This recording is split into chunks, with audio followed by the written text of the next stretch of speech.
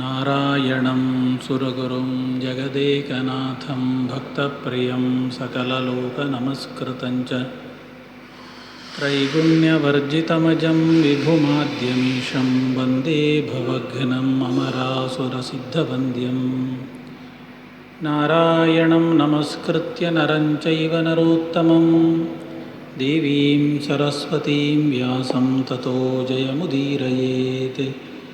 ಕೃಷ್ಣಂ ವಂದೇ ಮಂಥಪಾಶಧರಂ ದಿವ್ಯಾರ್ಭಕಾಕೃತಿಂ ಶಿಖಾಬಂಧತ್ರಯೋಪೇತಂ ಭೈಷ್ಮೀಮಧ್ವಕರಾರ್ಚಿತಂ ಅಭ್ರಮಂ ಭಂಗರಹಿತಂ ಅಜಡಂ ವಿಮಲಂ ಸದಾ ಆನಂದತೀರ್ಥಮತುಲಂ ಭಜೆ ತಾಪತ್ರಯಾಪಹಂ.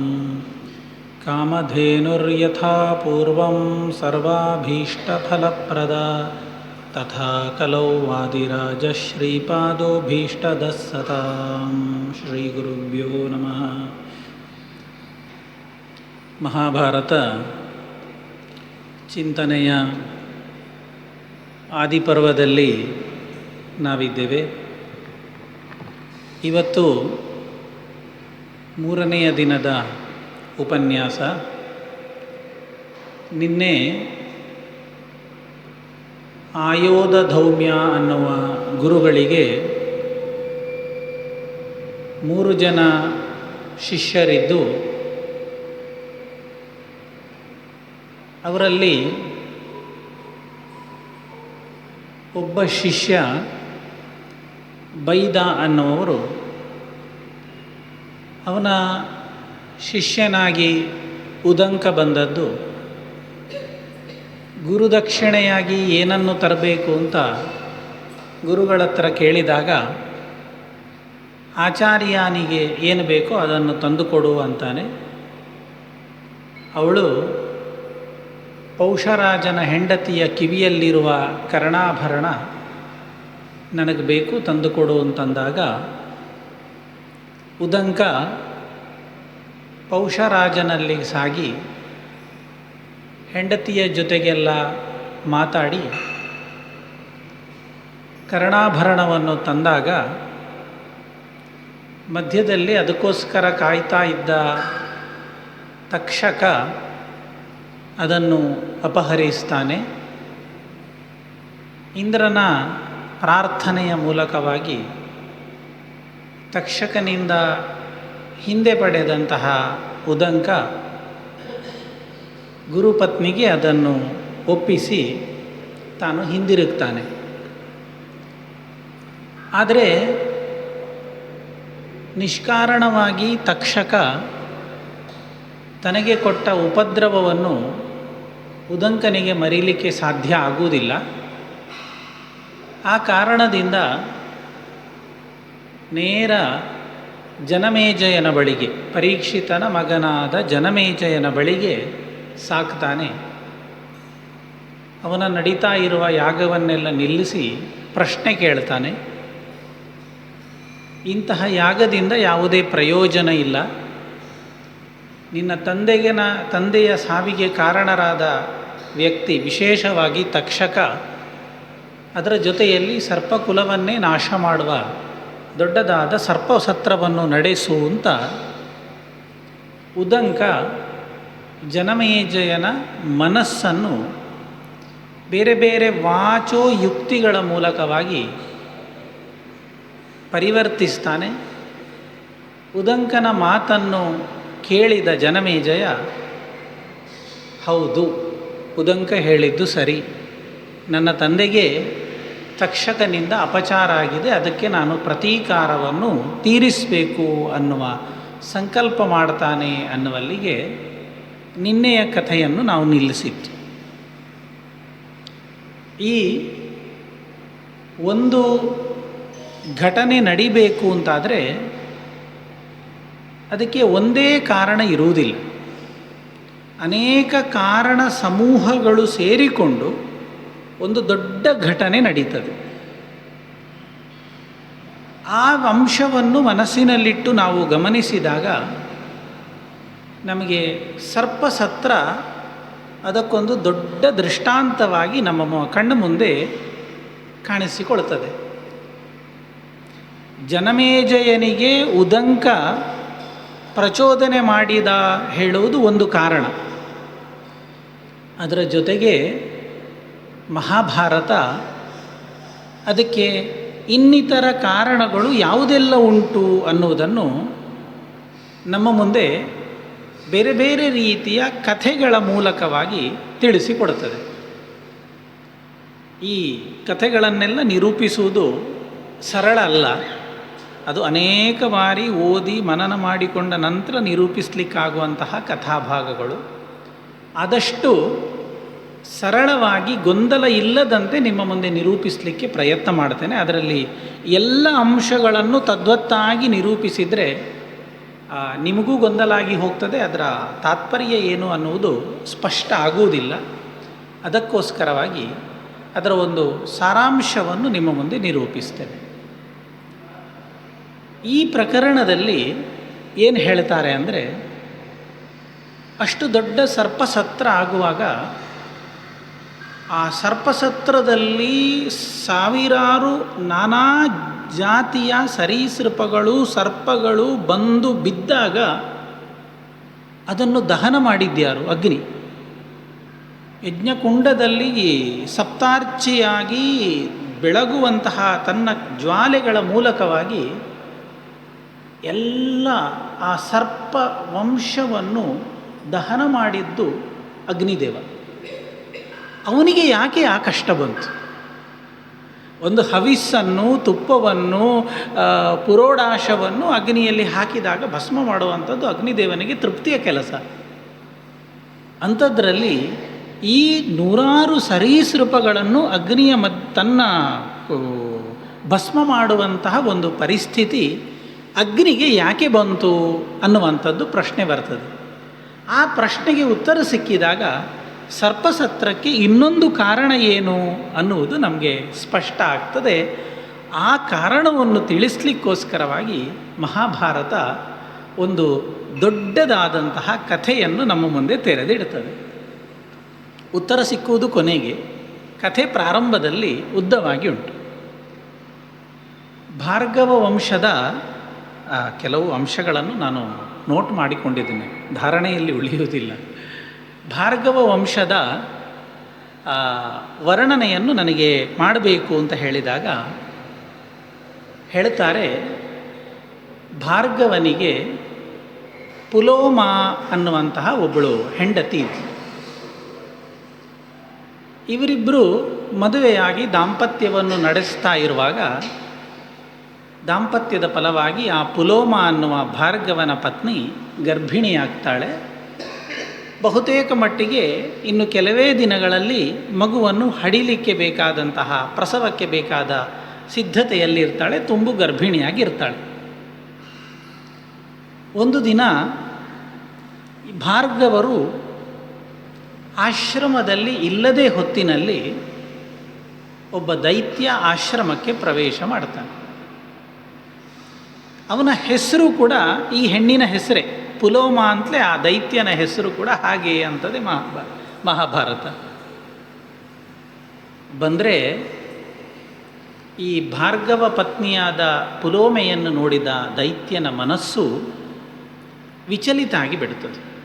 ಅಪಾರ ಸೌಂದರ್ಯದ ರಾಶಿಯಾದ ಇವಳನ್ನು ನೋಡಿ ಮನಸ್ಸು ವಿಚಲಿತ ಆದಾಗ ಮನಸ್ಸಿನ ಒಂದು ಬದಿಯಲ್ಲಿ ಒಂದು ಸಂಶಯ ಹುಟ್ಟಿಕೊಳ್ಳುತ್ತದೆ.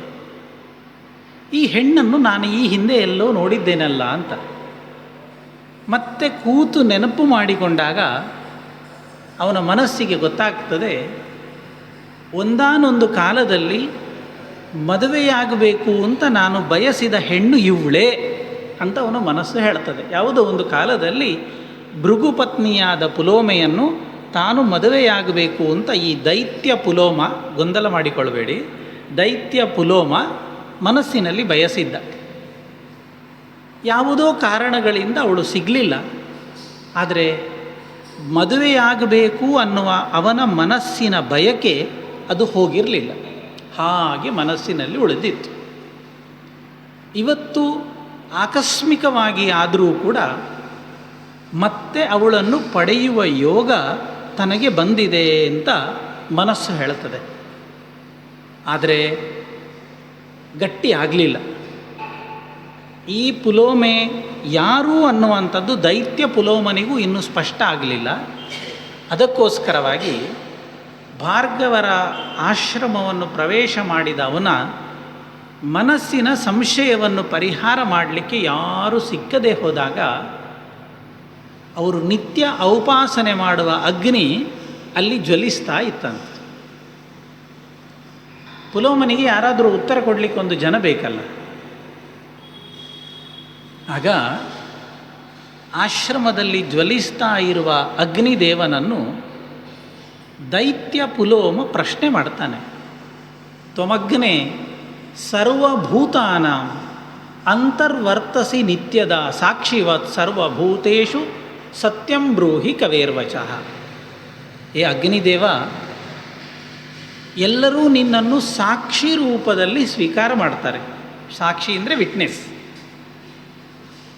ಅದು ಮದುವೆಯಾಗಬಹುದು, ಗೆಳೆತನ ಆಗಬಹುದು, ಇನ್ನಿತರ ಕೆಲಸಗಳೇ ಆಗ್ಬೋದು.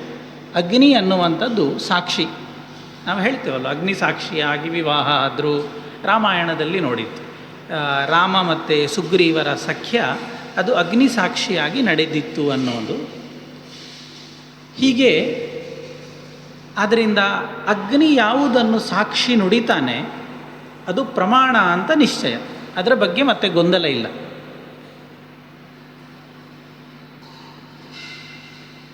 ಈ ಪುಲೋಮ ದೈತ್ಯ ಈ ರೀತಿಯಲ್ಲಿ ಆ ಅಗ್ನಿಯ ಮುಂದೆ ಪ್ರಶ್ನೆ ಕೇಳಿದಾಗ, ನಿಜ ಹೇಳು, ಇರುವಂತಹ ಈ ಗರ್ಭವತಿಯಾದ ಪುಲೋಮೆ ಯಾರು? ನನಗೆ ನೀನು ಅದನ್ನು ಸ್ಪಷ್ಟಪಡಿಸಬೇಕು ಅಂತ ಅಗ್ನಿಯನ್ನು ಅನುರೋಧ ಮಾಡ್ತಾನೆ. ಅಗ್ನಿದೇವ ಸಿಕ್ಕಿಬಿದ್ದ.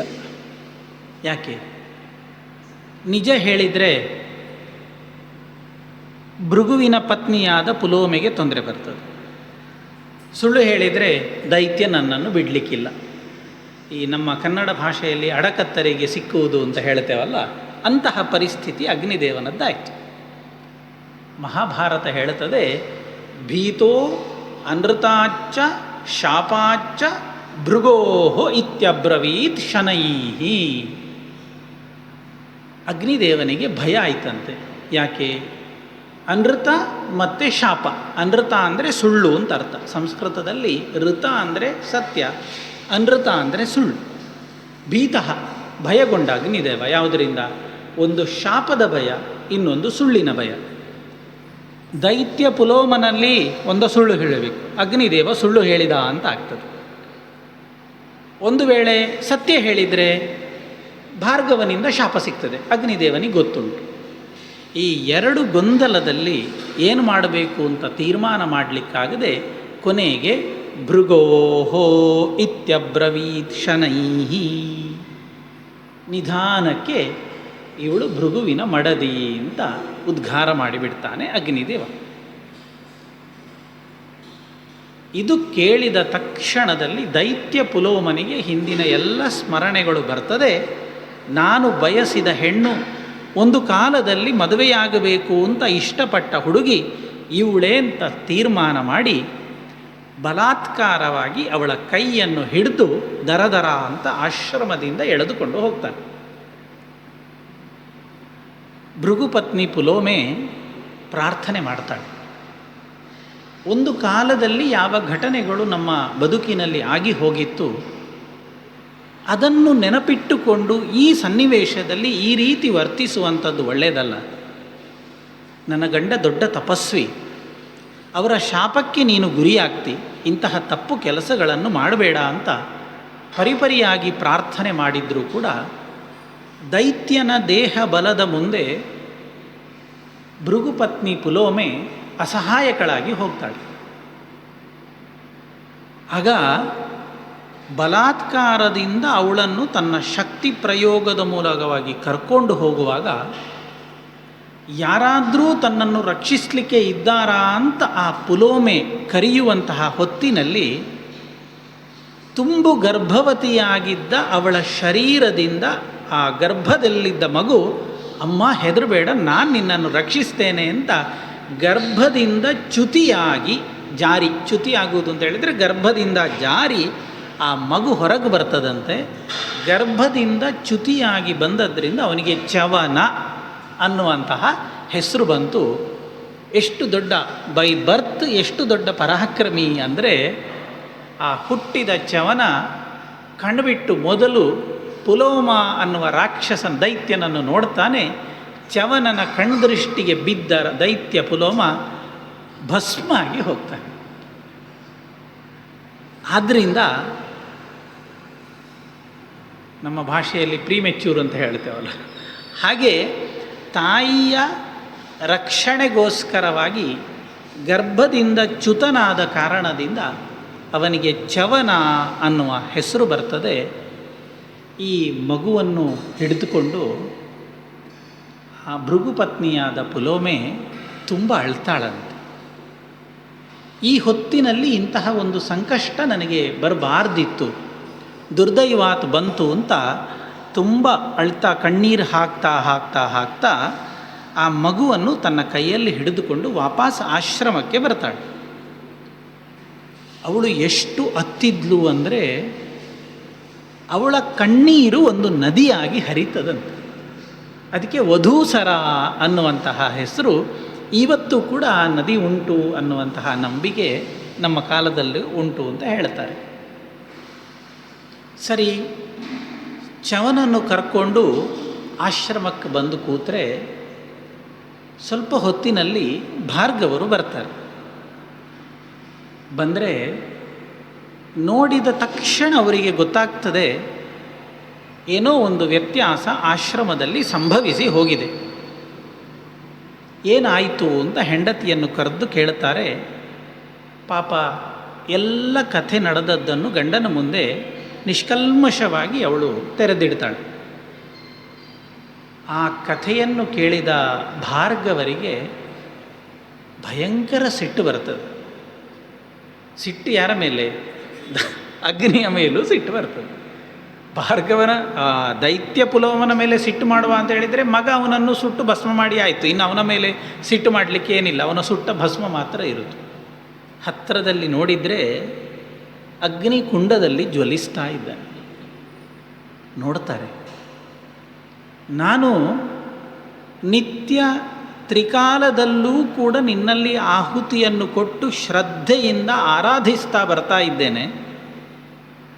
ನಾನು ಕೊಡುವ ಆಹುತಿಗಳನ್ನು ಸ್ವೀಕಾರ ಮಾಡಿಕೊಂಡು ನನ್ನ ಆಶ್ರಮ, ನನ್ನ ಮಡದಿ, ನನ್ನ ಗೌರವವನ್ನು ಉಳಿಸುವ ಬದಲಿಗೆ ಪುಲೋಮ ಅನ್ನುವ ಒಬ್ಬ ದೈತ್ಯನ ವಿಷಯದಲ್ಲಿ ಅವನಿಗೆ ಬೇಕಾದ ರೀತಿಯಲ್ಲಿ ಮಾತಾಡಿ ನನ್ನ ಗೌರವಕ್ಕೆ ಚ್ಯುತಿ ಬರುವಂತಹ ಕೆಲಸ ಮಾಡಿದ್ದರಿಂದ ಸರ್ವಭಕ್ಷೋ ಭವಿಷ್ಯಸಿ, ಎಲ್ಲವನ್ನು ತಿನ್ನುವಂತಹ, ತಿನ್ನಬಾರದು ಎಲ್ಲವನ್ನು ಅಂತ ಹೇಳಿದರೆ ಹಾಗೆ ತಿನ್ನಬಾರದ್ದನ್ನು ತಿನ್ನುವಂತಹ ಹಣೆ ಬರಹ ನಿನಗೆ ಪ್ರಾಪ್ತವಾಗಲಿ ಅಂತ ಚವನರು ಅಗ್ನಿಗೆ ಶಾಪ ಕೊಟ್ಟು ಬಿಡ್ತಾರೆ.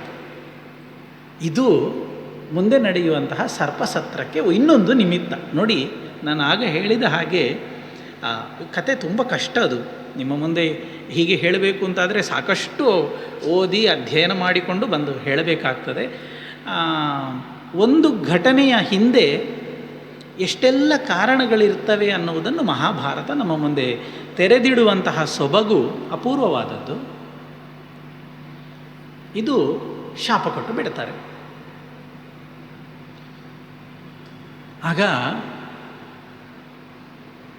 ಇಷ್ಟರವರೆಗೆ ತೆಪ್ಪಗಿದ್ದ ಅಗ್ನಿಗೆ ಸಿಟ್ಟು ಬರ್ತದೆ. ಎಲ್ಲ ನಾನು ಏನು ಮಾಡಿದೆ? ನನ್ನನ್ನು ಎಲ್ಲ ಕೆಲಸಕ್ಕೂ ಸಾಕ್ಷಿಯಾಗಿ ಸತ್ಯವಂತ ಅಂತ ಕರೆಯುವ ನೀವೇ ನಾನು ಸತ್ಯವನ್ನು ಹೇಳಿದಾಗೆ ನನಗೆ ಶಾಪ ಕೊಡ್ತೀರಿ. ಹಾಗಾದರೆ ನಾನು ಸುಳ್ಳು ಹೇಳಬೇಕಾ? ನಾನು ಮಾಡಿದ್ದು ಕೆಟ್ಟ ಕೆಲಸ ಅಲ್ಲ, ನಾನು ಹೇಳಿದ್ದು ಸತ್ಯವನ್ನೇ. ಅದರಿಂದ ನಿಮಗೆ ತೊಂದರೆ ಆಯಿತು, ಅದಕ್ಕೆ ನಾನು ಜವಾಬ್ದಾರಲ್ಲ. ನನಗೆ ಈ ಕಾರಣದಿಂದ ನೀವು ಶಾಪ ಕೊಟ್ಟದ್ದು ಸರಿಯಲ್ಲ. ಹಿಂದೆ ಶಾಪ ಕೊಡುವಂತಹ ಸಾಮರ್ಥ್ಯ ನನ್ನಲ್ಲುಂಟು, ಆದರೆ ತಪಸ್ವಿಗಳಾದ ನಿಮಗೆ ನಾನು ಶಾಪ ಕೊಡುವುದಿಲ್ಲ ಅಂತ ಹೇಳಿದ ಅಗ್ನಿ ಅಂತರ್ಧಾನನಾಗಿ ಹೋಗ್ತಾನೆ. ಅಂತರ್ಧಾನ ಅಂತ ಹೇಳಿದರೆ ಕೇವಲ ಭಾರ್ಗವರ ಆಶ್ರಮದಿಂದ ಮಾತ್ರ ಅಲ್ಲ, ಎಲ್ಲ ಹವ್ಯಕವ್ಯಾದಿಗಳನ್ನು ಸ್ವೀಕಾರ ಮಾಡುವ ಎಲ್ಲೆಲ್ಲೇ ಅಗ್ನಿಯ ಉಪಾಸನೆ ನಡೀತದೆ ಎಲ್ಲ ದಿಕ್ಕಿನಲ್ಲಿ ಒಳ್ಳೆ ಹೋಮ ಮಾಡ್ತಾ ಇದ್ದರೆ ಅಗ್ನಿ ಮಾಯಕ, ಅಗ್ನಿ ಇಲ್ಲ. ಯಾರ ಹವಿಸ್ಸನ್ನು, ಯಾರ ಹವ್ಯವನ್ನು, ಯಾರ ಪುರೋಡಾಶವನ್ನು ಯಾವ ಯಾಗದಲ್ಲಿಯೂ ನೋಡಿದರೆ ಎಷ್ಟು ಅರಣಿ ಮಥನ ಮಾಡಿದ್ರೂ ಕೂಡ ಅಗ್ನಿ ಉತ್ಪತ್ತಿ ಇಲ್ಲ, ಅಗ್ನಿ ಅಂತರ್ಧಾನನಾಗಿ ಹೋಗಿದ್ದಾನೆ. ಯಜ್ಞಯಾಗಾದಿಗಳು ಸರಿಯಾಗಿ ನಡೆಯದೇ ಹೋದಾಗ ಲೋಕದ ಚಕ್ರ ವ್ಯತ್ಯಾಸ ಆಗಿ ಹೋಗ್ತದೆ. ಭಗವದ್ಗೀತೆಯಲ್ಲಿ ಕೃಷ್ಣ ಹೇಳುವಂಥದ್ದು ಹಾಗೆ, ದೇವಾನ್ ಭಾವಯತಾನೇನ ತೇ ದೇವಾ ಭಾವಯಂತು ವಃ ಪರಸ್ಪರಂ ಭಾವಯಂತಹ ಶ್ರೇಯಃ ಪರಮವಾಪ್ಸ್ಯಥ ಅಂತ ಇದೊಂದು ಚಕ್ರ. ಆ ಚಕ್ರದಲ್ಲಿ ಯಜ್ಞಯಾಗಾದಿಗಳಿಗೆ ದೊಡ್ಡ ಸ್ಥಾನ ಕೊಟ್ಟಿದ್ದಾರೆ. ಆ ಯಜ್ಞಯಾಗಾದಿಗಳಲ್ಲಿ ಅಗ್ನಿಯ ಸ್ಥಾನ ಅನ್ನುವುದು ತುಂಬ ದೊಡ್ಡದು. ಅಂತಹ ಅಗ್ನಿ ಇಲ್ಲದೆ ಹೋದಾಗ, ಯಜ್ಞಯಾಗಾದಿಗಳು ನಿಂತಾಗ ಈ ತಿರುಗುವಂತಹ ಚಕ್ರದ ಗತಿ ವ್ಯತ್ಯಾಸ ಆಗಿ ಹೋದಾಗ ಎಲ್ಲ ಲೋಕದಲ್ಲಿ ಉಲ್ಲೋಲ ಕಲ್ಲೋಲ ಪ್ರಾರಂಭ ಆಯಿತು. ದೇವತೆಗಳೆಲ್ಲ ಸೇರಿ ಚತುರ್ಮುಖ ಬ್ರಹ್ಮದೇವನ ಬಳಿಗೆ ಬರ್ತಾರೆ. ಬ್ರಹ್ಮದೇವ ಅಗ್ನಿಯನ್ನು ಕರೆದು ಸಮಾಧಾನ ಮಾಡ್ತಾನೆ. ಯಾವುದೋ ಒಂದು ನಿಮಿತ್ತದಿಂದ ಆಗಿ ಹೋದ ಘಟನೆಗೆ ನೀನು ಈ ರೀತಿಯಲ್ಲಿ ವರ್ತಿಸುವಂಥದ್ದು ಸರಿಯಲ್ಲ, ನಿನಗೊಂದು ವರ ಕೊಡ್ತೇನೆ ಅಂತ ಚತುರ್ಮುಖ ಬ್ರಹ್ಮ ಅಗ್ನಿಗೆ ಅನುಗ್ರಹ ಮಾಡಿ ಒಂದು ವರ ಕೊಡ್ತಾನೆ. ಏನು ಅಂದರೆ, ಇನ್ನು ಮುಂದೆ ಯಾವುದಾದ್ರೂ ವಸ್ತುಗಳು ಅಶುಚಿಯಾಗಿದ್ದರೆ, ಅಶುದ್ಧಿಯಾಗಿದ್ದರೆ ನಿನ್ನ ಸ್ಪರ್ಶದಿಂದ ಅದು ಶುದ್ಧಿ ಆಗಲಿ ಅಂತ ಹೇಳ್ತಾನೆ. ನಾವು ಇವತ್ತು ಕೂಡ ಹೋಮದಲ್ಲಿ ಈ ಸೃಕ್ಸ್ರುವ ಆಜ್ಯ ಪಾತ್ರೆಗಳನ್ನೆಲ್ಲ ಎಲ್ಲ ತೊಳೆದಿಟ್ಟರೂ ಕೂಡ ಒಮ್ಮೆ ಅಗ್ನಿಗೆ ಮುಟ್ಟಿಸಬೇಕು, ಆದರೆಯೇ ಅದು ಶುದ್ಧಿಯಾಗುವುದು. ಈ ಅಗ್ನಿಯಲ್ಲಿ ಎರಡುಂಟು, ಒಂದು ಹವ್ಯಾದ ಮತ್ತು ಕ್ರವ್ಯಾದ ಅಂತ. ಒಂದು ಕ್ರವ್ಯಾದ ಅಂತ ಹೇಳಿದರೆ ಮಾಂಸಾದಿಗಳು, ಅದನ್ನು ಹೋಮಕ್ಕೆ ಉಪಯೋಗ ಮಾಡಲಿಕ್ಕಿಲ್ಲ. ಅದಕ್ಕೋಸ್ಕರ ಹೋಮಕ್ಕೆ ಅಗ್ನಿಯನ್ನು ತರುವಾಗ ಎರಡು ದರ್ಭೆಯಲ್ಲಿ ಅಂತಹ ಅಂಶಗಳೆಲ್ಲ ಇದ್ದರೆ ಅದನ್ನು ಸಂಕಲ್ಪ ಮಾಡಿಕೊಂಡು ದೂರ ನಿರಸನ ಮಾಡುವ ಸಂಪ್ರದಾಯ ಇವತ್ತು ಪ್ರಯೋಗದಲ್ಲುಂಟು. ಹಾಗೆ ಚತುರ್ಮುಖ ಬ್ರಹ್ಮದೇವ ಅಗ್ನಿಗೆ ವರ ಕೊಟ್ಟು ಸಮಾಧಾನ ಮಾಡ್ತಾನೆ. ಆದರೆ ಭಾರ್ಗವರು ಕೊಟ್ಟಂತಹ ಶಾಪ ಅದು ಅದೇ ರೀತಿಯಲ್ಲಿ ಉಳಿದು ಹೋಗ್ತದೆ. ಸರ್ವಭಕ್ಷೋ ಭವಿಷ್ಯಸಿ ಅನ್ನುವುದು ಅದು ಮುಂದಕ್ಕೆ ಯಾವ ರೀತಿಯಲ್ಲಿ ಬರ್ತದೆ ಅಂತ ನಾವು ಮತ್ತೆ ನೋಡುವ. ಈ ಚ್ಯವನನ ವಂಶ ಮತ್ತೆ ಮುಂದುವರಿತದೆ. ಚ್ಯವನನ ಹೆಂಡತಿ ಸುಕನ್ಯಾ ಅನ್ನುವವಳು, ಭಾಗವತದಲ್ಲಿ ಬಂದ ತುಂಬ ಪ್ರಸಿದ್ಧ ಕಥೆ, ಅದು ಮಹಾಭಾರತ ಹೇಳುವುದಿಲ್ಲ. ಈ ಚ್ಯವನ ಸುಕನ್ಯರ ದಾಂಪತ್ಯದ ಫಲವಾಗಿ ಪ್ರಮತಿ ಅನ್ನುವ ಒಬ್ಬ ಮಗ ಹುಟ್ಟುತ್ತಾನೆ. ಅವನ ಹೆಂಡತಿ ಘೃತಾಚಿ ಅನ್ನುವವಳು ಅಪ್ಸರೆ. ಇವರಿಬ್ಬರ ಸಂತಾನದ ಫಲವಾಗಿ ಹುಟ್ಟುವವನೇ ರುರು. ಅವನ ಹೆಂಡತಿ ಪ್ರಮದ್ವರ ಅನ್ನುವವಳು. ಅಲ್ಲೊಂದು ಕಥೆ ನಡೀತದೆ. ಈ ಪ್ರಮದ್ವರ ಅಂದರೆ, ಪ್ರಮದ ಅಂತ ಹೇಳಿದರೆ ಸಂಸ್ಕೃತ ಭಾಷೆಯಲ್ಲಿ ಹೆಣ್ಮಗಳು, ಹೆಣ್ಣು ಅಂತ ಅರ್ಥ, ಸ್ತ್ರೀ ಅಂತ ಅರ್ಥ. ವರ ಅಂದರೆ ಶ್ರೇಷ್ಠ ಅಂತ ಅರ್ಥ. ಎಲ್ಲ ಆ ಕಾಲದಲ್ಲಿದ್ದ ಹೆಣ್ಣುಗಳಲ್ಲಿ ಭಾರೀ ಶ್ರೇಷ್ಠಳಾದವಳಿಗೆ ಪ್ರಮದ್ವರ ಅಂತ ಹೆಸರು ಕೊಟ್ಟಿದ್ದಾರೆ. ಒಂದು ಬಾರಿ ರುರುವಿಗೆ ಮದುವೆಗೋಸ್ಕರ ನೋಡ್ತಾ ಇದ್ದ ಪ್ರಸಂಗದಲ್ಲಿ ಯಾರಾಗಬಹುದು ಅಂತ ನೋಡಿದಾಗ ಸಂದರ್ಭವಶಾತ್, ಅದರಲ್ಲಿ ಬೇರೆ ಒಂದು ಸಣ್ಣ ಭಾಗಗಳೆಲ್ಲ ಉಂಟು, ಪ್ರಮದ್ವರ ಆದೀತು ಅಂತ ಅವರಿಬ್ಬರಿಗೆ ಮದುವೆ ಮಾಡುವುದು ಅನ್ನುವ ಸಂಕಲ್ಪ ಮಾಡ್ತಾರೆ. ಮದುವೆ ಆಗಿರುವುದಿಲ್ಲ. ಹಾಗೆ ರುರುವಿಗೂ ಭಾರಿ ಸಂಭ್ರಮ, ಭಾರಿ ಸುಂದರಿಯಾದ ಹೆಣ್ಣು ನನಗೆ ಮಡದಿಯಾಗಿ ಸಿಗ್ತಾಳೆ ಅನ್ನುವ ಸಂತೋಷ. ಪ್ರಮದ್ವರೆಗೂ ಹಾಗೆ, ಒಳ್ಳೆಯ ಗಂಡ ನನಗೆ ಸಿಗ್ತಾನೆ ಅಂತ ಅವರಿಬ್ಬರು ಭಾರಿ ಖುಷಿಯಲ್ಲಿ ವಿಹಾರ ಮಾಡ್ತಾ ಇದ್ರಂತೆ. ಒಂದು ದಿನ ಈ ಪ್ರಮದ್ವರೆ ತುಂಬ ಖುಷಿಯಿಂದ ತನ್ನ ಗೆಳತಿಯರ ಜೊತೆಗೆ ವಿಹಾರ ಮಾಡ್ತಾ ಹೋದಾಗ ಈ ತನ್ನನ್ನು ತಾನು ಮರೆತು ಬಿಡ್ತಾಳೆ. ನಡೆಯುವ ಪ್ರಸಂಗದಲ್ಲಿ ಯಾವುದೋ ಒಂದು ವಿಷ ಹಾವಿನ ಮೇಲೆ ಕಾಲನ್ನಿಡ್ತಾಳೆ ಗೊತ್ತಿಲ್ಲದೆ. ಹಾವು ಅವಳಿಗೆ ಕಚ್ಚಿ ಪ್ರಜ್ಞೆ ಹೋಗಿ ನೆಲಕ್ಕೆ ಬಿದ್ದು ಬಿಡ್ತಾಳೆ. ವಿಷದ ಹಾವಿನ ದಂಶನದಿಂದ ಪ್ರಮದ್ವರೆ ತನ್ನ ಪ್ರಾಣಕ್ಕೆ ಸಂಚಕಾರವನ್ನು ತಂದುಕೊಳ್ತಾಳೆ. ರುರುವಿಗೆ ಗೊತ್ತಾಗ್ತದೆ, ಓಡಿ ಬರ್ತಾನೆ. ನಾನು ಮದುವೆಯಾಗಬೇಕು ಅಂತ ಬಯಸಿದ ಹೆಣ್ಣು ಆಕಸ್ಮಿಕವಾಗಿ ಹೀಗೆ ಒಂದು ಘಟನೆ ಅವಳ ಬದುಕಿನಲ್ಲಿ ನಡೆದು ಹೋಯಿತು ಅನ್ನುವುದು ರುರುವಿಗೆ ಏನು ಮಾಡಿದ್ರೂ ಕೂಡ ಒಪ್ಪಲಿಕ್ಕಾಗುವುದೇ ಇಲ್ಲ. ತುಂಬ ದುಃಖಿಸ್ತಾನೆ. ಆ ಹೊತ್ತಿಗೆ ಒಬ್ಬ ಗಂಧರ್ವ ಬರ್ತಾನೆ. ಒಬ್ಬಂದು ಕೇಳ್ತಾನೆ, ನಿನಗೆ ಇವಳು ಮತ್ತೆ ಬೇಕಾ? ಹೌದು, ನನಗೆ ಬೇಕು. ಅವಳು ಬೇಕು ಅಂದರೆ ನೀನು ಏನೂ ಮಾಡಲಿಕ್ಕೆ ಸಿದ್ಧನಿದ್ಯಾ? ನಾನು ಬಯಸಿದ ಹೆಣ್ಣು ನನಗೆ ಹಿಂದೆ ಸಿಗ್ತಾಳೆ ಅಂತಾದರೆ ಏನು ಬೇಕಾದರೂ ನಾನು ಮಾಡಲಿಕ್ಕೆ ಸಿದ್ಧ ಅಂತಾನೆ ರುರು. ಆಗ ಗಂಧರ್ವ ಕೇಳ್ತಾನೆ, ನಿನ್ನ ಆಯುಷ್ಯದ ಅರ್ಧ ಭಾಗವನ್ನು ನೀನು ಅವಳಿಗೆ ಕೊಡಲಿಕ್ಕೆ ರೆಡಿ ಅಂತಾದರೆ ನಾನು ಅವಳನ್ನು ಬದುಕಿಸಿಕೊಡ್ತೇನೆ ಅಂತ. ರುರು ಹೇಳ್ತಾನೆ, ಅವಳಿಲ್ಲದ ಬದುಕಿನಲ್ಲಿ ನಾನು ಏನು ಮಾಡಲಿಕ್ಕುಂಟು? ನನ್ನ ಬದುಕಿಗೆ ಅರ್ಥ ಇಲ್ಲ. ಆದ್ದರಿಂದ ಅರ್ಧ ಹೋದರೂ ತೊಂದರೆ ಇಲ್ಲ, ಅರ್ಧಾಂಗಿನಿಯನ್ನು ನಾನು ಪಡಿತೇನೆ ಅಂತ ಹೇಳಿ ಆ ಗಂಧರ್ವನ ಮುಂದೆ ಸಂಕಲ್ಪ ಮಾಡ್ತಾನೆ. ನನ್ನ ಜೀವನದ ಅರ್ಧಾಯುಷ್ಯವನ್ನು ನನ್ನ ಮಡದಿಯಾಗಲಿಕ್ಕಿರುವ ಪ್ರಮದ್ವರೆಗೆ ನಾನು ದಾನ ಮಾಡಿ ಕೊಡ್ತಾ ಇದ್ದೇನೆ ಅಂತ ಅರ್ಧಾಯುಷ್ಯವನ್ನು ರುರು ಕೃಷ್ಣಾರ್ಪಣ ಅಂತ ದಾನ ಮಾಡಿದಾಗ ಪ್ರಮದ್ವರೆ ಎದ್ದು ಕೂತ್ಕೊಳ್ತಾಳೆ. ನೋಡಿ, ಹಿಂದಿನ ಕಾಲದಲ್ಲಿ ಏನೇನೆಲ್ಲ ದಾನ ಮಾಡ್ತಾ ಇದ್ರು ಅಂತ. ಈಗೆಲ್ಲ ಆಯುಷ್ಯದಾನ ಯಾರಿಗೂ ಕೊಡಲಿಕ್ಕೆ ಬರುವುದಿಲ್ಲ, ತಗೊಳ್ಳುವವರು ತುಂಬ ಇದ್ದಾರೆ. ಸರಿ, ಪ್ರಮದ್ವರೆ ಕೂತ್ಕೊಳ್ತಾಳೆ. ರುರುವಿಗೆ ಸಂತೋಷ ಆಯಿತು. ಹಾಗೆಲ್ಲ ಸಂತೋಷ ಆದ ನಂತರದಲ್ಲಿ ಮದುವೆಯೆಲ್ಲ ಆಗ್ತಾನೆ. ಅವತ್ತಿನ ದಿವಸ ರುರು ಒಂದು ಶಪಥ ಮಾಡ್ತಾನೆ. ಏನೂ ತಪ್ಪು ಮಾಡದ ನನ್ನ ಹೆಂಡತಿಯನ್ನು ಕಚ್ಚಿ ಅವಳ ಪ್ರಾಣಕ್ಕೆ ಸಂಚಕಾರ ತಂದದ್ದು ಈ ಹಾವುಗಳು. ಏನೋ ದೈವ ಪುಣ್ಯದಿಂದ ನನ್ನ ಆಯುಷ್ಯ ಹೋದರೂ ಕೂಡ ನಾನು ಅವಳನ್ನು ಬದುಕಿಸಿಕೊಂಡೆ. ಆದ್ದರಿಂದ ಇನ್ನು ಮುಂದೆ ಎಲ್ಲಿ ಹಾವುಗಳು ಕಾಣಲಿ ಕೈಯಲ್ಲಿ ಇದ್ದ ದೊಣ್ಣೆಯನ್ನು ಹಿಡ್ಕೊಂಡು ಬಡಿದು ಕೊಲ್ಲುವುದೇ ಅಂತ ಸಂಕಲ್ಪ ಮಾಡಿ ಈ ರುರು ಯಾವತ್ತೂ ಕೂಡ ಕೈಯಲ್ಲಿ ಒಂದು ದೊಣ್ಣೆ ಹಿಡ್ಕೊಂಡು ತಿರುಗಾಡೋದಂತೆ. ಅದು ಸಣ್ಣದಿರಲಿ ದೊಡ್ಡದಿರಲಿ, ಹಾವು ಕಂಡ್ರೆ ತಲೆಗೆ ಬಡಿಯುವುದು ಕೊಲ್ಲುವುದು. ಹೀಗೆ ಎಲ್ಲ ದಿಕ್ಕಿನಲ್ಲಿ ಅವನದ್ದು ಒಂದೇ ಕೆಲಸ ರುರುವಿದ್ದು. ಅವನ ಕಣ್ಣಿಗೆ ಒಂದು ಹಾವಾಗಲಿ ಏನೇ ಆಗಲಿ, ಅದು ಸರೀಸೃಪ ಒಟ್ಟಿಗೆ ನೆಲದಲ್ಲಿ ಹರಿದಾಡಿಕೊಂಡು ಹೋಗುವ ಜಂತು ಅಂತ ಅರ್ಥ. ಹಾಗೆ ಅದು ಇವನ ಕಣ್ಣಿಗೆ ಬಿತ್ತು, ಅದರ ಪ್ರಾಣ ಗೋವಿಂದ ಅಂತ ಇಟ್ಟುಕೊಂಡು ಸಂಚಾರ ಮಾಡ್ತಾ ಇದ್ದ. ನೋಡಿ, ಈ ಕಥೆ ಎಲ್ಲಿಗೆ ಹೋಗ್ತದೆ ಅಂತ ಮಹಾಭಾರತ. ನಾನು ಅದೇ ನಿಮಗೆ ಹೇಳಿದ್ದು, ರಾಮಾಯಣದ ಕಥೆಗೂ ಮಹಾಭಾರತದ ಕಥೆಗೂ ತುಂಬ ವ್ಯತ್ಯಾಸ ಉಂಟು.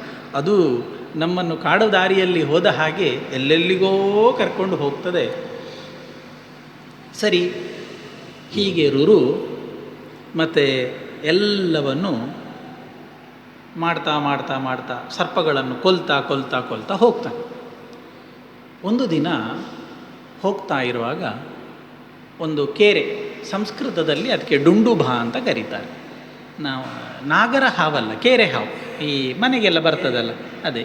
ಇಂಗ್ಲೀಷ್ನಲ್ಲಿ ರ್ಯಾಟ್ ಈಟರ್ ಅಂತ ಹೇಳ್ತಾರೆ. ಅದೇನು ವಿಷ ಇರುವುದಿಲ್ಲ, ಅದು ಕಚ್ಚಿದ್ರೂ ಏನು ವಿಷ ಬರುವುದಿಲ್ಲ. ಅದು ಕಾಣ್ತದೆ, ಅದಕ್ಕೆ ಡುಂಡುಭ ಅಂತ ಮಹಾಭಾರತ ಅದನ್ನು ಹಾಗೆ ಹೇಳ್ತದೆ, ಡುಂಡುಭ ಅಂತ ಹೇಳ್ತದೆ. ಒಂದು ಕಾಣ್ತದೆ, ನೋಡಿದ ತಕ್ಷಣ ಹೊರಗೆ ತೆಗೆದು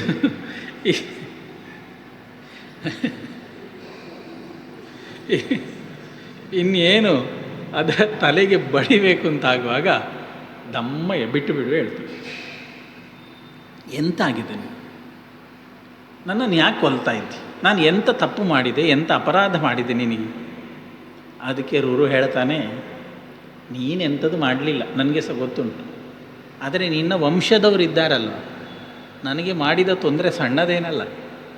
ಅರ್ಧ ಆಯುಷ್ಯವೇ ಹೋಯಿತು ನನ್ನದು, ಇರುವುದು ಇನ್ನೂ ಸ್ವಲ್ಪ ಮಾತ್ರ. ಅದರಲ್ಲಿ ನಿಮ್ಮನ್ನೆಲ್ಲ ಕೊಂದೇ ಸಾಯೋದು ನಾನು, ಎಂತ ಬೇಕಾದರೆ ಆಗಲಿ, ನಿಮ್ಮನ್ನು ಮುಗಿಸೋದೇ ನಾನು ಸಾಯೋದಿಲ್ಲ. ಎಲ್ಲ ಕತೆ ಹೇಳ್ತಾನೆ ಡುಂಡುಬಕ್ಕೆ. ಡುಂಡುಬ ಹೇಳ್ದ. ಆಗ ಇಷ್ಟೆಲ್ಲ ಕತೆ ಹೇಳುವಾಗ ಇವನಿಗೆ ಡೌಟ್ ಆಗ್ತದೆ. ಇಷ್ಟೆಲ್ಲ ನನ್ನ ಹತ್ರ ಮಾತಾಡ್ತಾ ಇದ್ದೀಯಲ್ವ, ನೀನು ಯಾರು ಕೇಳ್ತಾನೆ ಡುಂಡುಬ. ನಂದೊಂದು ಇನ್ನೊಂದು ದೊಡ್ಡ ಕಥೆ ಉಂಟು ಅಂತ ಆ ಡುಂಡುಭ ಇನ್ನೊಂದು ಕಥೆ ಶುರು ಮಾಡ್ತದೆ. ನೋಡಿ ಆ ಕಥೆಯ ಒಳಗೊಂದು ಕಥೆ ಹೇಗೆ ಹೋಗ್ತದೆ ಅಂತ. ಆ ಡುಂಡುಭ ಕೇರೆ ತನ್ನ ಇನ್ನೊಂದು ಕಥೆಯನ್ನು ಶುರು ಮಾಡ್ತದೆ. ನನ್ನ ಅವಸ್ಥೆ ಗೊತ್ತುಂಟ ಎಂತ. ಹೋದ ಜನ್ಮದಲ್ಲಿ ನಾನೊಂದು ಬ್ರಾಹ್ಮಣ ಕುಲದಲ್ಲಿ ಹುಟ್ಟಿದ್ದೆ. ನನಗೊಬ್ಬ ಭಾರಿ ಒಳ್ಳೆ ಫ್ರೆಂಡ್, ಒಬ್ಬ ಗೆಳೆಯ ಇದ್ದ, ಭಾರಿ ಒಳ್ಳೆಯವ. ನಾವಿಬ್ಬರು ಯಾವತ್ತೂ ಜೊತೆಯಲ್ಲಿರೋದು ಒಟ್ಟಿಗೆ. ಅವ ಗುರುಗಳ ಮಗ, ಒಳ್ಳೆ ತಪಸ್ವಿ, ಅವನ ಅಪ್ಪ ಎಲ್ಲ ಒಳ್ಳೆ ತಪಸ್ವಿ. ಹಾಗೆ ನಾವಿಬ್ಬರು ತಮಾಷೆ ಮಾಡೋದು, ಓದೋದು, ತಿರುಗಾಡೋದು ಎಲ್ಲ ಒಟ್ಟು ಮಾಡ್ತಾ ಇತ್ತು. ಈ ತಮಾಷೆ ಹೆಚ್ಚಾದಾಗ ಕೆಲವೊಮ್ಮೆ ಅನಾಹುತ ಆಗೋದು ಉಂಟು. ಹಾಗೆ ನಮ್ಮ ಬದುಕಿನಲ್ಲೊಂದು ಅನಾಹುತ ಆಗಿ ಹೋಯಿತು. ಏನು, ಒಂದು ದಿವಸ ನನ್ನ ಗೆಳೆಯ ಒಂದು ಮರದ ಅಡಿಯಲ್ಲಿ ಸುಮ್ಮನೆ ಕೂತು ಏನೋ ಓದ್ತಾ ಇದ್ದ. ನನಗೇನೋ ಒಂದು ಹುಚ್ಚಾಟ ಮಾಡುವ ಅಂತ, ಅವನನ್ನು ಕಿಂಡಲ್ ಮಾಡುವ ಅಂತ ಅನಿಸಿತು. ಏನು ಮಾಡಿದೆ, ನಾನು ಚೆನ್ನಾಗಿ ಒಂದು ಸಣ್ಣ ಬಳ್ಳಿಯಿಂದ ಹಾವಿನ ರೀತಿಯಲ್ಲಿ ಮಾಡಿ, ಹಾಗೆ ಹಾವಿನ ರೀತಿಯಲ್ಲೇ ಮಾಡಿ ಅವನಿಗೆ ಗೊತ್ತಾಗದ ಹಾಗೆ ಹೋಗಿ ಅವನ ಹೆಗಲ ಮೇಲೆ ಹಾಕಿಬಿಟ್ಟೆ. ಅವ ಅದನ್ನು ನಿಜ ಸರ್ಪ ಅಂತ ತಿಳ್ಕೊಂಡು ಕಿರ್ಚಾಡಿ ಬೊಬ್ಬೆ ಹೊಡೆದು ಪ್ರಾಣ ಹೋಗುವಲ್ಲಿವರೆಗೆ ಆಯಿತು. ಪುಣ್ಯಾತ್ಮ ಸಾಯಲಿಲ್ಲ. ಎಲ್ಲ ಹೆದರಿ ಬೆವತು ಹೋದ ತಕ್ಷಣದಲ್ಲಿ ನಾನು ನೆಗಾಡ್ತಾ ತಮಾಷೆ ಮಾಡಿದ್ದು ಅಂತ ಅವನ ಮುಂದೆ ಬಂದೆ. ಆ ಗೆಳೆಯನಿಗೆ ಏನಾಯಿತು ಗೊತ್ತಿಲ್ಲ.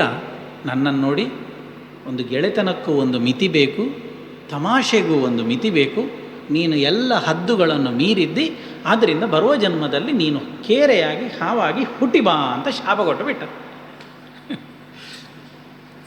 ನಾನು ಕೇಳಿದೆ, ಮಾರಾಯ ತಪ್ಪಾಯಿತು, ಬೇಕು ಅಂತ ಮಾಡಿದಲ್ಲ, ನಾವಿಬ್ಬರು ಗೆಳೆಯರು, ಏನೋ ಆಗಿ ಹೋಯಿತು, ಆದದಕ್ಕೊಂದು ಕ್ಷಮೆ ಕೊಡು ಅಂತ ಕೇಳಿದೆ. ಸಾಧ್ಯವೇ ಇಲ್ಲ, ಶಾಪ ಕೊಟ್ಟದ್ದು ಶಾಪವೇ. ಇನ್ನು ಅದಕ್ಕೆ ಮತ್ತೆ ಶರ ಬರೆಯೋದು, ಎಕ್ಸ್ಕ್ಯೂಸ್ ಬರೆಯೋದೆಲ್ಲ ಇಲ್ಲ, ಎಕ್ಸ್ಕ್ಯೂಸ್ ಇಲ್ಲ, ಅನುಭವಿಸು.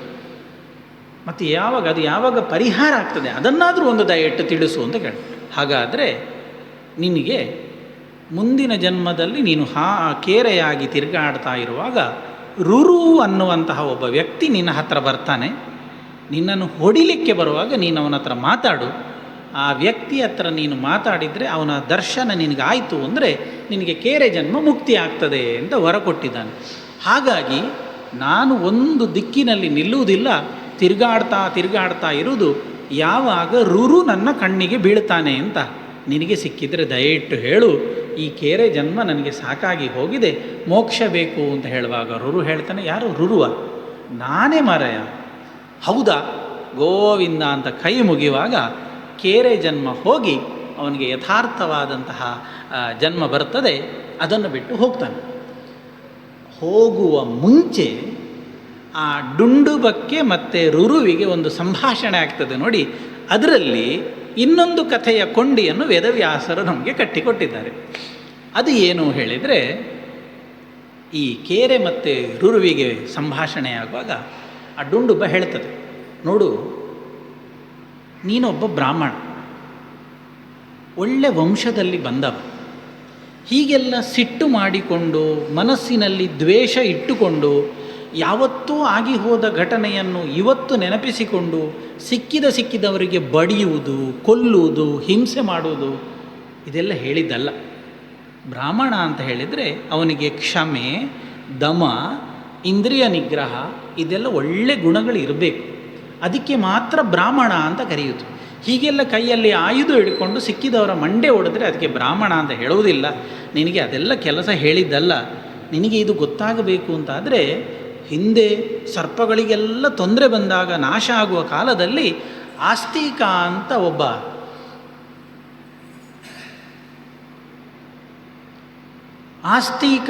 ಒಬ್ಬ ಬ್ರಾಹ್ಮಣ ಬಂದು ಅಷ್ಟೆಲ್ಲ ಸರ್ಪಗಳಿಗೆ ಆಗುವಂತಹ ತೊಂದರೆಯನ್ನು ನಿಲ್ಲಿಸಿದ್ದ. ಅವನನ್ನಾದರೂ ನೋಡಿ ಸ್ವಲ್ಪ ಬುದ್ಧಿ ಕಲಿತುಕೊಳ್ಳು ಅಂತ ಆಸ್ತಿಕನ ವಿಷಯವನ್ನು ಈ ರುರುವಿನ ಕಿವಿಗೆ ಹುಳಬಿಟ್ಟು ಈ ಡುಂಡುಬ ಹೋಗ್ತದೆ. ಇಷ್ಟು ಕೇಳಿದ್ದು ರುರುವಿಗೆ ಒಂದೇ ತಲೆಯಲ್ಲಿ ವಿಷಯ ಏನು, ಹೇಗಾದರೂ ಮಾಡಿ ಆಸ್ತಿಕನ ಕಥೆ ಎಂತ, ಸರ್ಪಸತ್ರದ ಕಥೆ ಎಂತ ತಿಳ್ಕೊಳ್ಬೇಕು ಅಂತ. ಈ ಕೇರೆ ಡುಂಡುಬವನ್ನು ಹುಡುಕಿದರೆ ಅದು ಎಲ್ಲಿ ಹೋಗಿದೆ ಗೊತ್ತಿಲ್ಲ. ಇಡೀ ಹುಡುಕಿ ಸಾಕಾಗಿ ಸೋತು ಮತ್ತೆ ಮನೆಗೆ ಬರ್ತಾನೆ. ಮನೆಗೆ ಬಂದು ಅಪ್ಪನ ಹತ್ರ ಕೇಳ್ತಾನೆ, ಅಪ್ಪ, ನನಗೆ ಆ ಸರ್ಪಸತ್ರದ ಕತೆ, ಆಸ್ತಿಕ ಅದನ್ನು ನಿಲ್ಲಿಸಿದ ವಿಷಯ, ಇದೆಲ್ಲವನ್ನು ನೀವು ನನಗೆ ಹೇಳಿಕೊಡಬೇಕು. ಅದು ಕೇಳದೆ ನನಗೆ ನಿದ್ರೆ ಬರಲಿಕ್ಕಿಲ್ಲ. ಕಥೆಯನ್ನು ವಿಸ್ತಾರವಾಗಿ ಹೇಳಬೇಕು ಅಂತ ಅಪ್ಪನ ಹತ್ರ ಕೇಳಿದಾಗ ಅಪ್ಪ ಆ ಸರ್ಪಸತ್ರದ ಕಥೆಯನ್ನು ಪ್ರಾರಂಭ ಮಾಡ್ತಾನೆ ಅನ್ನುವಲ್ಲಿಗೆ ಕಥೆ ಒಂದರ ಒಳಗೆ ಹೋಗಿ ಈಗ ಇನ್ನೊಂದು ದಿಕ್ಕಿಗೆ ಬರ್ತಾ ಉಂಟು. ಇದು ವೇದವ್ಯಾಸರು ಹೇಳುವಂತಹ ಕ್ರಮ. ಸರಿ, ಅದು ಏನು ಕಥೆ? ಅವರು ಹೇಳ್ತಾರೆ, ಹಿಂದೆ ಜರತ್ಕಾರು ಅಂತ ಒಬ್ಬ ವ್ಯಕ್ತಿ ಇದ್ದ. ಅವ ನನಗೆ ಮದುವೆ ಬೇಡ, ದಾಂಪತ್ಯ ಬೇಡ, ಸಂತಾನ ಬೇಡ, ಏನು ಬೇಡ ಬೇಡ ಬೇಡ ಅಂತ ಹೇಳಿ ಸಣ್ಣ ವಯಸ್ಸಿನಲ್ಲಿ ಎಲ್ಲವನ್ನು ಬಿಟ್ಟು ವೈರಾಗ್ಯದಿಂದ ಕಾಡಿಗೆ ಹೋಗ್ತಾನೆ. ಕಾಡಿನಲ್ಲಿ ನಡೀತಾ ನಡೀತಾ ಹೋಗುವಾಗ ಸಮೀಪದಲ್ಲಿ ಒಂದು ದೊಡ್ಡ ಬಾವಿ. ಆ ಬಾವಿಯಿಂದ ಯಾರೋ ಒಂದು ರೋದನ ಮಾಡ್ತಾ ಇರುವಂತಹ, ಕಷ್ಟದಿಂದ ರೋದಿಸ್ತಾರೆ ನೋಡಿ, ಕಷ್ಟದಿಂದ ಅಳುವುದು ಅಂತ ಹೇಳ್ತಾರೆ. ಯಾರದೋ ಒಂದು ರೋದನದ ಶಬ್ದ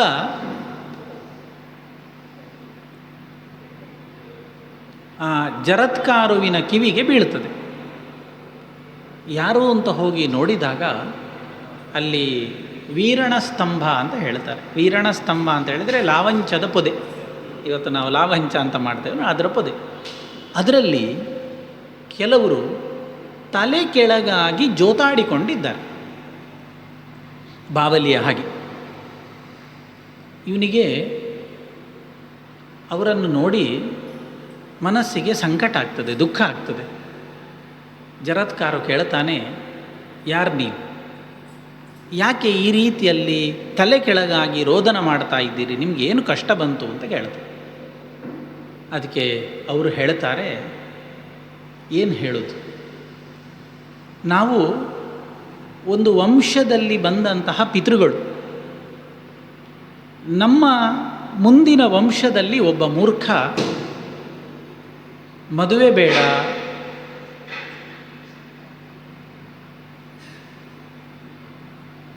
ಮದುವೆ ಬೇಡ, ಸಂತಾನ ಬೇಡ ಅನ್ನುವ ವಿಷಯಗಳನ್ನು ಮನಸ್ಸಿನಲ್ಲಿ ಇಟ್ಟುಕೊಂಡು ಎಲ್ಲವನ್ನು ಬಿಟ್ಟು ಸಂಚಾರಕ್ಕೆ ಹೋಗಿದಾನಂತೆ.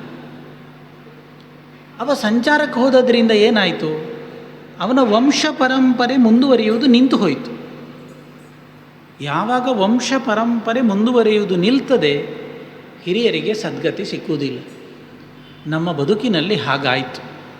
ಆ ಒಬ್ಬ ಮೂರ್ಖನ ಕಾರಣದಿಂದಾಗಿ ನಾವೆಲ್ಲ ಮೋಕ್ಷವನ್ನು, ಸದ್ಗತಿಯನ್ನು ಪಡೆದುಕೊಳ್ಳಿಕ್ಕಾಗದೆ ಇಲ್ಲಿ ಕಷ್ಟದ ಪರಿಸ್ಥಿತಿಯಲ್ಲಿದ್ದೇವೆ ಅಂತ ತಮ್ಮ ಕಥೆಯನ್ನು ಅಲ್ಲಿದ್ದಂತಹ ತಲೆಗೆಳಗಾಗಿ ನೇತಾಡ್ತಾ ಇರುವಂತಹ ಪಿತೃಗಳು ಹೇಳ್ತಾರೆ. ಜರತ್ಕಾರವಿಗೆ ಸಿಟ್ಟು ಬರ್ತದೆ. ಕೇಳ್ತಾನೆ, ಏನು ನಿಮ್ಮಂತಹ ಹಿರಿಯರ ಬಗ್ಗೆಯೂ ಒಂದು ಶ್ರದ್ಧೆ ಇಲ್ಲ, ನಿಮ್ಮ ಬಗ್ಗೆ ಒಂದು ಗೌರವ ಇಲ್ಲ, ಅಂತಹ ಯಾವ ವ್ಯಕ್ತಿ ನಿಮ್ಮ ಕುಟುಂಬದಲ್ಲಿ ಹುಟ್ಟಿದ್ದಾನೆ ಹೇಳಿ ಅಂತ ಹೇಳ್ತಾರೆ. ಅದಕ್ಕೆ ಅವರು ಹೇಳ್ತಾರೆ, ಅವನ ಹೆಸರು ಜರತ್ಕಾರು ಅಂತ ಹೇಳ್ತಾರೆ. ಇವನೇ ಪುಣ್ಯಾತ್ಮ. ಸರಿ, ಜರತ್ಕಾರುವಿಗೆ ತಲೆ ಬಿಸಿಯಾಗ್ತದೆ. ನನ್ನಿಂದಾಗಿ ಇಷ್ಟೆಲ್ಲ ಕಥೆಯಾಗ್ತದೆ, ಆದರೆ ಏನಾದರೂ ನನಗೆ ಮದುವೆ ಬೇಡವೇ? ಅವ್ರ ಹತ್ರ ಹೇಳ್ತಾನೆ, ತಪ್ಪಾಯಿತು, ನನಗೆ ಗೊತ್ತಿರಲಿಲ್ಲ. ನನ್ನ ಒಂದು ನಿರ್ಧಾರದಿಂದ ನಿಮಗೆಲ್ಲ ಇಷ್ಟು ಕಷ್ಟ ಆಗ್ತದೆ ಅನ್ನುವ ಅಂಶ ನನಗೆ ಗೊತ್ತಿರಲಿಲ್ಲ. ಆದ್ದರಿಂದ ನಾನು ಮದುವೆ ಆಗ್ತೇನೆ, ಒಪ್ಪಿಕೊಳ್ತೇನೆ. ಆದರೆ ನಂದು ಕಂಡೀಷನ್ ಉಂಟು. ಏನು? ನಾನು ಒಂದು ದೊಡ್ಡ ಕಾಡಿಗೆ ಹೋಗ್ತೇನೆ. ದೊಡ್ಡ ಕಾಡಿಗೆ ಹೋಗಿ ನನಗೆ ಯಾರಾದರೂ ಹೆಣ್ಣು ಕೊಡಿ, ಹೆಣ್ಣು ಕೊಡಿ, ಹೆಣ್ಣು ಕೊಡಿ ಅಂತ 3 ಸಲ ಹೇಳ್ತೇನೆ. ಆ 3 ಸಲ ಹೇಳಿ ಮುಗಿಸುವಾಗ ನನಗೊಂದು ಹೆಣ್ಣು ಸಿಕ್ಕಿದರೆ ನಾನು ಮದುವೆ ಆಗ್ತೇನೆ. ಸಿಗಲಿಲ್ಲ, ನಾನು ಮದುವೆ ಆಗೋದಿಲ್ಲ. ಅದರ ಜೊತೆಗೆ ಕಂಡೀಷನ್ ನೋಡಿ ಅವನು ಹೇಗೆ, ಅದರ ಜೊತೆಗೆ ನನ್ನ ಹೆಸರು ಜರತ್ಕಾರು ಅಂತ, ನನ್ನ ಹೆಸರಿನ ಹೆಣ್ಣೇ ಆಗಬೇಕು, ನನ್ನ ಹೆಸರಿನ ಹೆಣ್ಣಾಗಬೇಕು. ನಾನು 3 ಸಲ ಹೇಳಿ ಮುಗಿಸುವಾಗ ಅದು ಬರಬೇಕು, ಕೊಡಬೇಕು. ಹಾಗಾದರೆ ನಾನು ಮದುವೆ ಆಗ್ತೇನೆ, ನನ್ನ ವಂಶ ಪರಂಪರೆ ಮುಂದುವರಿಯುತ್ತದೆ. ಇದಕ್ಕೆ ವ್ಯತಿರಿಕ್ತ ಆದರೆ ನನ್ನನ್ನು ಮತ್ತೆ ನೀವು ಬೈಯುವುದು ಬೇಡ, ನನ್ನನ್ನು ದೂರಬೇಡಿ, ನಾನು ನಿಮ್ಮ ಸಹವಾಸಕ್ಕಿಲ್ಲ, ತಲೆ ಕೆಳಗಾಗಿ ನೇತಾಡ್ಕೊಂಡು ಇದ್ದುಬೇಡಿ ನೀವು, ನಾನು ಬರುವುದಿಲ್ಲ ನಿಮ್ಮ ಹತ್ರ ಹೇಳ್ತಾನೆ. ಪಿತೃದೇವತೆಗಳಿಗೆ ಅಷ್ಟಾದರೂ ಆಗಲಿ ಅಂತ ಹೋಗಿ ಬಾ ಅಂತ ಕಳಿಸ್ತಾರೆ. ಆಶೀರ್ವಾದ ಮಾಡಿ ಕಳಿಸಿದರೆ ಇವನಿಗೆ ಅತ್ಲಾಗೆ ಪಿತೃದೇವತೆಗಳ ಮಾತಿಗೆ ನಡೀಲೂಬೇಕು, ಮದುವೆ ಆಗಲಿಕ್ಕೆ ಇಷ್ಟವೂ ಇಲ್ಲ. ಹೋಗಿ ಸುತ್ತು ಬಂದು ದೊಡ್ಡ ಒಂದು ಗೊಂಡಾರಣ್ಯದ ಮಧ್ಯಕ್ಕೆ ಬರ್ತಾನೆ. ಮಧ್ಯಕ್ಕೆ ಬಂದು ಸುತ್ತ ನೋಡ್ತಾನೆ, ಯಾರು ಕಾಣ್ತಾ ಇಲ್ಲ. ಇನ್ಯಾರು ಇಲ್ಲಿಗೆ ಬರಲಿಕ್ಕೂ ಸಾಧ್ಯ ಇಲ್ಲ. ಗಟ್ಟಿ ಹೇಳ್ತಾನೆ, ನಾನು ಮದುವೆ ಆಗಲಿಕ್ಕೆ ತಯಾರಿದ್ದೇನೆ ಅಂತ 3 ಸಲ ಹೇಳಿ ಬಾಯಿ ಮುಚ್ಚುವಾಗ, ಇದಿಷ್ಟೊತ್ತಿಗೆ ತುಂಬ ಹೊತ್ತಾಗಿದೆ. ತನ್ನ ಪಿತೃದೇವತೆಗಳನ್ನು ಬೀಳ್ಗೊಟ್ಟು ಅವ ಈ ಗೊಂಡಾರಣ್ಯಕ್ಕೆ ಬರುವಾಗ ತುಂಬ ಹೊತ್ತಾಗಿದೆ ಈಗಾಗಲೇ. ಹೇಳಿ ಬಾಯಿ ಮುಚ್ಚುವಾಗ ವಾಸುಕಿ ತನ್ನ ಸಹೋದರಿಯಾದಂತಹ ಹೆಣ್ಣನ್ನು ಹಿಡ್ಕೊಂಡು, ಈಗೋ ನಿನಗೆ ಮದುವೆ ಆಗಲಿಕ್ಕೆ ಹುಡುಗಿ ತಂದಿದ್ದೇನೆ ಅಂತ ಹೇಳಿ. ಅಯ್ಯೋ ಗ್ರಾಚಾರವೇ ಅಂತ ಬಿಡುವುದಿಲ್ಲ. ಆದರೆ ಸರ್ ಹಾಗೆಲ್ಲ ನೀನು ಕೊಟ್ಟರೆ ನಾನು ತಗೊಳ್ಲಿಕ್ಕಿಲ್ಲ. ಈಗಿನ ಕಾಲ ಅಲ್ಲ ನೋಡಿ, ಈಗ ಹೇಗಿದ್ದರೂ ತಗೊಳ್ಳಿ. ಆಗಿನ ಕಾಲ ಹಾಗಲ್ಲ. ನಂದು ಇನ್ನೊಂದು ಕಂಡೀಷನ್ ಉಂಟು. ಏನು? ನಾನು ಮದುವೆಯಾಗುವ ಹೆಣ್ಣಿನ ಹೆಸರು ಕೂಡ ಜರತ್ಕಾರುವೇ ಆಗಿರಬೇಕು. ಆಧಾರ್ ಕಾರ್ಡಲ್ಲಿ ಹಾಗೇ ಇರಬೇಕು. ಒಂದು ಅಕ್ಷರ ಹೆಚ್ಚು ಕಡಿಮೆ ಇದ್ದರೆ ಆಗಲಿಕ್ಕಿಲ್ಲ. ಕೇಳ್ತೆ, ಅಯ್ಯೋ ಇವಳ ಹೆಸರು ನಾವು ಅದನ್ನೇ ಇಟ್ಟದ್ದು, ನಿನ್ನ ಹೆಸರು ಏನುಂಟು ಇವಳ ಹೆಸರನ್ನು ಕೂಡ ನಾವು ಅದೇ ಇಟ್ಟಿದ್ದೇವೆ, ಏನು ವ್ಯತ್ಯಾಸ ಇಲ್ಲ. ಆದ್ದರಿಂದ ನೀನು ಜರತ್ಕಾರು, ನನ್ನ ತಂಗಿ ಜರತ್ಕಾರು, ನೀವಿಬ್ಬರು ಮದುವೆಯಾಗಿ ಚೆನ್ನಾಗಿ ಒಂದು ಸಂತತಿಯನ್ನು ಪಡೆದುಕೊಳ್ಳಿ ಅಂತ ವಾಸುಕಿ ತನ್ನ ಸಹೋದರಿಯಾದ ಜರತ್ಕಾರುವನ್ನು ಕೊಟ್ಟು ಜರತ್ಕಾರುವಿಗೆ ಮದುವೆ ಮಾಡ್ತಾನೆ. ಆ ದಾಂಪತ್ಯದ ಫಲವಾಗಿ ಹುಟ್ಟಿದವನೇ ಆಸ್ತಿಕ ಅಂತ ಹೇಳ್ತಾರೆ. ಇದಿಷ್ಟು ಕತೆ ಕೇಳಿದಾಗ ನಿಮ್ಮ ಮನಸ್ಸಿನಲ್ಲಿ ಬಂದ ಸಂಶಯವೇ ಅಲ್ಲಿ ಸಹ ಬರ್ತದೆ. ಈ ಕಾಡಿನ ಮಧ್ಯದಲ್ಲಿ ತಂಗಿಯನ್ನು ಇಟ್ಟುಕೊಂಡು ವಾಸುಕಿ ಯಾಕೆ ಸುತ್ತಾಡ್ತಾ ಇದ್ದ? ನಾನು ಮದುವೆ ಆಗಲಿಕ್ಕೆ ರೆಡಿ ಅಂದಾಗ ತಕ್ಷಣದಲ್ಲಿ ತಗೊಂಡು ಹೋಗಿ ಹೆಣ್ಣನ್ನು ಕೊಡಲಿಕ್ಕೆ ಈ ವಾಸುಕಿಗೆ ಹೇಗೆ ಗೊತ್ತಾಯಿತು? ಅಲ್ಲಿಗೆ ಬರ್ತಾನೆ, ಅಲ್ಲಿದ್ದಾನೆ, ಹುಡುಗಿ ಕೇಳ್ತಾನೆ, ಕೊಡಬೇಕು ಅಂತ ವಾಸುಕಿಗೆ ಹೇಗೆ ಗೊತ್ತಾಯಿತು ಹೇಳಿದರೆ ಅದಕ್ಕೆ ಇನ್ನೊಂದು ಕತೆ ಶುರುವಾಗ್ತದೆ. ಅದು ಕತೆ ಏನು ಅಂದರೆ ತುಂಬ ದೊಡ್ಡ ಕತೆ. ಅದು ಆದಷ್ಟು ಸಣ್ಣದು ಮಾಡಿ ಹೇಳ್ತೇನೆ. ಅದು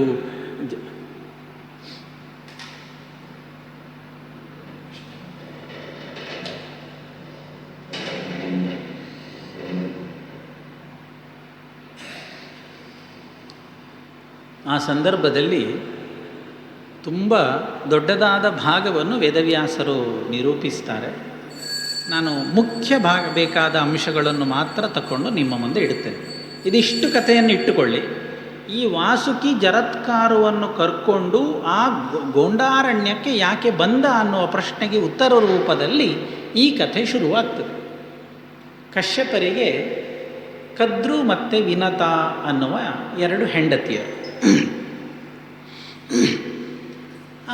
ಮದುವೆಯಾದ ನಂತರದಲ್ಲಿ ನಿಮ್ಮಿಬ್ಬರಿಗೆ ಏನು ಬೇಕು ಅಂತ ಕೇಳಿದಾಗ ಕದ್ರು ಹೇಳ್ತಾಳೆ, ನನಗೆ 1,000 ಸರ್ಪ ಸಂತತಿಗಳು ಸಂತಾನ ರೂಪದಲ್ಲಿ ಬೇಕು ಅಂತ ಕೇಳ್ತಾಳೆ.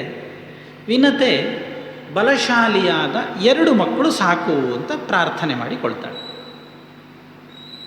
ಆದರೆ ಕೇಳುವಾಗ ಹಾಗೆ ಕೇಳ್ತಾಳೆ, ಅವಳು 1,000 ಮಕ್ಕಳಿಗಿಂತ ಬಲಶಾಲಿಯಾದ ಮಕ್ಕಳು ಬೇಕು ಅಂತ. ಕಶ್ಯಪರು ಆಯಿತು ಅಂತ ಇಬ್ಬರಿಗೂ ಆಶೀರ್ವಾದ ಮಾಡ್ತಾರೆ. ಆ ಪ್ರಕಾರದಲ್ಲಿ ಕದ್ರು 1,000 ಅಂಡಗಳನ್ನು ಸಂಯೋಜನೆ ಮಾಡ್ತಾಳೆ. ಇವಳು ದೊಡ್ಡದಾದ 2 ಅಂಡಗಳನ್ನು ಸಂಯೋಜನೆ ಮಾಡ್ತಾಳೆ. ಕಾಲ ಕಳೀತದೆ. ಆ 1,000 ಅಂಡವನ್ನು ಭೇದಿಸಿಕೊಂಡು ಸರ್ಪ ಸಂತತಿಗಳು ಹೊರಗೆ ಬರ್ತದೆ. ಎಲ್ಲ ಕದ್ರುವಿನ ವಂಶ ದೊಡ್ಡದಾಗಿ ಬೆಳೆದು ನಿಲ್ತದೆ. ಇವಳು ನೋಡ್ತಾ ಇದ್ದಾಳೆ, ಅವಳದ್ದು 1,000 ಸಹ ಡೆಲಿವರಿ ಆಗಿ ಆಯಿತು. ನಾನು ಎರಡೇ ಇಟ್ಟದ್ದು, ಇನ್ನೂ ಆಗಲಿಲ್ಲ. ಹಾಗೆ ಬೇಸರ ಮತ್ತು ಅಸಹನೆಯಿಂದ ಒಂದನ್ನು ಮೆಲ್ಲ ಬಡ್ದು ನೋಡ್ತಾಳೆ. ಈ ನಮ್ಮಲ್ಲಿ ಹಲಸಿನ ಹಣ್ಣಿಟ್ಟರೆ ಅದು ಹಣ್ಣಾಯ್ತಾ ಇಲ್ಲ ಅಂತ ನೋಡುವ ಕ್ರಮ ಇತ್ತು ಸಣ್ಣಕ್ಕಿರುವಾಗ. ಅದು ಬಡ್ದೇ ಹಣ್ಣಾಗೋದು ಮತ್ತೆ ಕೊನೆಗೆ. ಹಾಗೆ ಬಡ್ದು ನೋಡ್ತಾಳೆ. ಇವಳು ಮೆಲ್ಲ ಬಡ್ದದ್ದೇ ತಡ, ಅದು ಅಂಡ ಎರಡಾಯಿತು. ಎರಡಾದರೆ ಅದಕ್ಕಿಂತ ಹೊರಗೆ ಬಂದಂತಹ ವ್ಯಕ್ತಿ ಹೇಳ್ತಾನೆ, ನಾನು ಇನ್ನೂ ಕೂಡ ಪೂರ್ತಿ ಬೆಳೀಲಿಲ್ಲ, ನಾನು ಅಂಗವಿಕಲನಾಗಿರುವ ಹೊತ್ತಿನಲ್ಲೇ ನನ್ನನ್ನು ಬೆಳೆಯಲಿಕ್ಕೆ ಬಿಡದೆ ನಿನ್ನ ಅವಸರದಿಂದ ನನ್ನ ಬದುಕನ್ನು ನಾಶ ಮಾಡಿದ್ಯಲ್ಲ ಅಂತ ತಾಯಿಗೆ ಬೈದು ಬಿಡ್ತಾನೆ, ಶಾಪ ಕೊಟ್ಟು ಬಿಡ್ತಾನೆ. ಶಾಪ ಕೊಟ್ಟು ನೇರವಾಗಿ ಬೇರೆ ಏನು ಮಾಡಲಿಕ್ಕಾಗುವುದಿಲ್ಲ ಅವನಿಗೆ, ಅಂಗವಿಕಲ. ಊರ್ಧ್ವ ಭಾಗ ಬೆಳೆದಿತ್ತು, ಕೆಳಗಿನ ಭಾಗ ಬೆಳೆದಿರಲಿಲ್ಲ. ಅರುಣೋ ದೃಶ್ಯತೆ ಬ್ರಹ್ಮನ್ ಪ್ರಭಾತ ಸಮಯೇ ಯಥಾ ಆದಿತ್ಯ ರಥ ಮಧ್ಯಾಸ್ಥೆ. ಹಾಗೆ ನೇರವಾಗಿ ಹೋಗಿ ಆದಿತ್ಯನ ರಥವನ್ನು ಸಂಚಾರ ಮಾಡುವ ಸಾರಥಿಯ ಸ್ಥಾನದಲ್ಲಿ ಕೂತು ಬಿಡ್ತಾನೆ. ನಡಿಲಿಕ್ಕಿಲ್ಲ, ಕಾಲಿಗೆ ಏನು ಕೆಲಸ ಇಲ್ಲ, ಕೂತ್ರೆ ಆಯಿತು, ಕುದುರೆಗಳನ್ನು ನಿಯಂತ್ರಣ ಮಾಡಿದರೆ ಆಯಿತು. ಆದಿತ್ಯ ರಥ ಮಧ್ಯಾಸ್ಥೆ ಸಾರಥ್ಯಂ ಸಮಕಲ್ಪಯನ್ ಅಂತದೆ ಮಹಾಭಾರತ. ಹಾಗೆ ಅಲ್ಲಿಗೆ ಹೋಗಿಬಿಡ್ತಾನೆ. ಈ ವಿನತೆಗೆ ತುಂಬ ದುಃಖ. ಸರಿ, ಮತ್ತೆ ಅನೇಕ ವರ್ಷಗಳ ನಂತರ ಇನ್ನೊಂದು ಅಂಡವನ್ನು ಭೇದಿಸಿಕೊಂಡು ವಿನತೆಯ ಮಗನಾಗಿ ವೈನತೆಯ ಹುಟ್ಟಿ ಬರ್ತಾನೆ. ಮಹಾಪರಾಕ್ರಮಿ. ಇದಿಷ್ಟೆಲ್ಲ ಕಥೆಗಳು, ಇದರ ಮಧ್ಯದಲ್ಲಿ ತುಂಬ ಕಥೆಗಳುಂಟು. ನಾನು ಅವಾಂತರದ ಭಾಗಗಳನ್ನು ಬಿಟ್ಟು ನೇರವಾದ ಭಾಗಗಳನ್ನು ಮಾತ್ರ ಹೇಳ್ತಾ ಇದ್ದೇನೆ. ಸರಿ, ಹೀಗೆ ಇದೆಲ್ಲ ಆಗುವ ಹೊತ್ತಿನಲ್ಲಿ ಒಂದು ದಿನ ಕದ್ರು ವಿನತೆಯರು ಸಮುದ್ರದ ಬದಿಗೆ ಸೂರ್ಯ ಅಸ್ತಮಾನವನ್ನು ನೋಡಲಿಕ್ಕೋಸ್ಕರ ಬೀಚಿಗೆ ಹೋಗಿದ್ದರು. ಆ ಬೀಚಿಗೆ ಹೋಗಿದ್ದಾಗ ಸಮುದ್ರ ಮಥನದಲ್ಲಿ ಹುಟ್ಟಿ ಬಂದ ಉಚ್ಚೈಶ್ರವಸ್ ಅನ್ನುವ ಕುದುರೆಯನ್ನು ನೋಡ್ತಾರೆ. ಈ ಪ್ರಕರಣದಲ್ಲಿ ಮಹಾಭಾರತ ಸಮುದ್ರ ಮಥನದ ಇಡೀ ಕಥೆಯನ್ನು ಹೇಳ್ತದೆ. ಉಚ್ಚೈಶ್ರವಸ್ ಹೇಗೆ ಬಂತು, ಸಮುದ್ರ ಮಥನ ಹೇಗಾಯಿತು, ಅದೆಲ್ಲ ಉದ್ದ ಕಥೆಯನ್ನು ಹೇಳ್ತದೆ. ನಾನು ಅದನ್ನು ಸ್ಪರ್ಶ ಮಾಡೋದಿಲ್ಲ. ಅದು ನೋಡಿ ನಿಮಗೆಲ್ಲ ಗೊತ್ತಿರುವ ಹಾಗೆ ಅವರಿಬ್ಬರ ಮಧ್ಯದಲ್ಲಿ ಒಂದು ಕಾಂಟ್ರವರ್ಸಿ, ಗಲಾಟೆ ಹುಟ್ಟಿಕೊಳ್ತದೆ. ಒಬ್ಬಳು ಹೇಳ್ತಾಳೆ ಅದರ ಬಾಲ ಕಪ್ಪು ಉಂಟು ಅಂತ, ಒಬ್ಬಳು ಇಲ್ಲ ಅಂತಾಳೆ. ಹೀಗೆ ಕದ್ರು ಕಪ್ಪು ಉಂಟು ಅಂತ ಹೇಳಿದವಳು ಮನೆಗೆ ಬಂದು ತನ್ನ ಸರ್ಪ ಸಂತತಿಯಲ್ಲಿರುವ ಮಕ್ಕಳನ್ನೆಲ್ಲ ಕರೆದು ಹೇಳ್ತಾಳೆ, ನೋಡಿ ನನಗೂ ಮತ್ತು ನಿಮ್ಮ ಚಿಕ್ಕಮ್ಮನಿಗೂ ಗಲಾಟೆ ಆಯಿತು. ನಾನು ಹೀಗೆ ಹೇಳಿದ್ದೇನೆ, ಅದು ನಾಳೆ ತೀರ್ಮಾನ ಮಾಡುವ ಅಂತ ಬಿಟ್ಟಿದ್ದೇವೆ. ನೀವೇನು ಮಾಡಬೇಕು, ಇವತ್ತು ಹೋಗಿ ಎಲ್ಲ ಹೋಗಿ ಹೋಗಿ ಹೋಗಿ ಆ ಉಚ್ಚೈಶ್ರವಸ್ಸಿನ ಬಾಲ ಏನುಂಟು ಆ ಬಾಲದ ಒಂದೊಂದು ಕೂದಲಿಗೂ ಕೂಡ ಸುತ್ತಿ ಸುತ್ತಿ ಸುತ್ತಿ ಸುತ್ತಿ ಕೂತ್ಕೊಳ್ಳಿ. ದೂರದಲ್ಲಿ ನೋಡುವಾಗ ಗೊತ್ತಾಗುವುದಿಲ್ಲ, ಕಪ್ಪು ಕಾಣುತ್ತದೆ. ಆಗ ನಾನು ಹೇಳಿದ ಮಾತು ನಡೀತದೆ. ವಿನತೆ ನನ್ನ ದಾಸಿಯಾಗಿ ನಿರಂತರ ನನ್ನ ಸೇವೆ ಮಾಡುವ ಪರಿಸ್ಥಿತಿ ಅವಳಿಗೆ ಬರ್ತದೆ ಅಂತ ತನ್ನ ಮಕ್ಕಳ ಹತ್ರ ಹೇಳ್ತಾಳೆ. ನೋಡಿ, ಮಕ್ಕಳು ತಪ್ಪು ಮಾಡಿದಾಗ ಅಮ್ಮ ತಿದ್ದುವುದು ಉಂಟು, ಅಮ್ಮ ತಪ್ಪು ಮಾಡಿದಾಗ ಮಕ್ಕಳು ತಿದ್ದುವುದು ಉಂಟು. ಮಕ್ಕಳು ಹೇಳ್ತಾರಂತೆ, ಅಮ್ಮ ಅದೆಲ್ಲ ತಪ್ಪು, ಹಾಗೆಲ್ಲ ಮಾಡಬಾರದು, ನಿನಗೆ ಯಾಕೆ ಇಂಥ ನಮ್ಮಲ್ಲಿ ಅಧಿಕ ಪ್ರಸಂಗ ಅಂತ ಹೇಳ್ತೇವೆ, ಇಂಥದ್ದೆಲ್ಲ ಅಧಿಕ ಪ್ರಸಂಗ ಯಾಕೆ ಬೇಕಿತ್ತು ನಿನಗೆ, ಸುಮ್ಮನೆ ಕೂತ್ಕೊಳ್ಳಿಕ್ಕಾಗಲಿಲ್ವಾ ಅಂತ ಎಲ್ಲ ಮಕ್ಕಳು ತುಂಬ ಜನ ತಾಯಿಗೆ ಬೈತಾರಂತೆ. ತಾಯಿಗೆ ಬೈದಾಗ ಕದ್ರುವಿಗೆ ಸಿಟ್ಟು ಬರ್ತದೆ. ಸಿಟ್ಟು ಬಂದವಳು ಏನು ಹೇಳ್ತಾಳೆ ಗೊತ್ತುಂಟ, ಇನ್ನು ಮುಂದೊಂದು ದಿನ ಜನಮೇಜೆ ಮಾಡುವ ಸರ್ಪಸತ್ರದಲ್ಲಿ ಬಿದ್ದು ನೀವೆಲ್ಲ ಭಸ್ಮ ಆಗಿ ಹೋಗಿ ಅಂತ ತನ್ನ ಮಕ್ಕಳಿಗೆ ಶಾಪ ಕೊಟ್ಟು ಬಿಡ್ತಾಳೆ. ಹೆದರಿ ಹೋದರು. ಮಾತೃಶಾಪಕ್ಕಿಂತ ದೊಡ್ಡ ಶಾಪ ಉಂಟು. ಏನು ಮಾಡೋದು? ಅವಳನ್ನೆಲ್ಲ ಸಮಾಧಾನ ಮಾಡ್ತಾರೆ. ಇಲ್ಲ, ನೀನು ಹೇಳಿದ ಹಾಗೆ ನಾವು ಕೇಳ್ತೇವೆ, ಹಾಗೆ ಹೀಗೆ ಅಂತ ಎಲ್ಲ ಒಪ್ಪಿಸಿ ಹೋಗ್ತಾರೆ. ಎಲ್ಲ ಸುತ್ತಿಕೊಳ್ತಾರೆ. ಮತ್ತು ಕಥೆ ನಿಮಗೆ ಗೊತ್ತುಂಟು. ಹಾಗಾಗಿ ಗರುಡ ಅವನ ಸೇವಕನಾಗಿ ಅನೇಕ ವರ್ಷಗಳವರೆಗೆಲ್ಲ ಕೆಲಸ ಮಾಡ್ತಾ ಇದ್ದದ್ದು. ಅದರಲ್ಲಿ ಹುಟ್ಟಿದವ ಕದ್ರುವಿನ 1000 ಮಕ್ಕಳಲ್ಲಿ ವಾಸುಕಿಯು ಒಬ್ಬ. ಒಂದು ದಿನ ಈ ವಾಸುಕಿ ಯೋಚನೆ ಮಾಡ್ತಾನೆ, ನತು ಮಾತ್ರಾಭಿಶಪ್ತಾನಾಂ ಮೋಕ್ಷೋ ವಿದ್ಯೇತ ಪನ್ನಗಾಹ.